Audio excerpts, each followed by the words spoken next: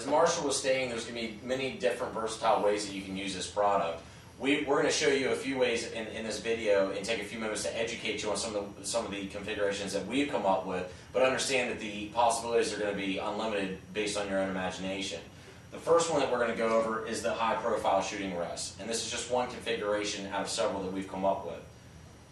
Well, that's a good starting spot. You know, if you're familiar with the Bulls bag that's been developed back in the early 90s, here's actually an example of it, the Browning Bulls bag that Browning makes available. We also came out with several years ago what we call a Pro Series in the Bulls bag, which was a higher profile. It was really meant for the guys that needed a more elevation in their rest, but also for the guys that were shooting some of the AKs and the extended clips of 30 rounds and stuff.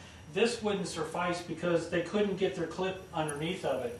The X7 does that for them, and we tied it back into this exact design. It's actually a real simple method. You just take your long gun and bring it in up to the trigger guard right like this, and make sure that the bottom is pushed in, and you bring it right up here to the back of the gun and pull out on the bottom lobe like this, and you can feel that start to grip, and there it is. You got a nice steady base. You've caught about 10-11 inches of the forearm. It allows you to climb into the heel of the gun and provides just excellent stability. And you look, even when we go to pull back on that gun, on a fair amount of pressure, it's steady. People ask us all the time, you know, what about elevation? You know, what about windage? Because in this particular configuration, this 2-inch gap that we have in the high profile, it actually grips the forearm. If we need more elevation, as you know, as you get out there, you know, an 1/8 minute of elevation here at the bag is tremendous out there at 100 yards or even farther. So just by elevating the gun, and you see that we raise that barrel about 2.5 inches, and if we let go of that gun, it's still stuck in the exact same spot. We can pull in and grip it again.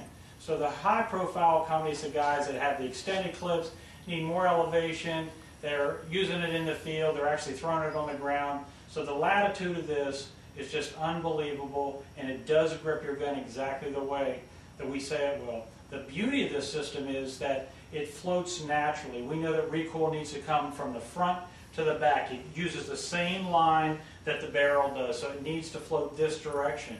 When you pull the trigger on the big calibers and the magnums, what happens is basically this gun floats in that suede top that's in this X7, so that it does come back naturally, and it won't affect your point of impact.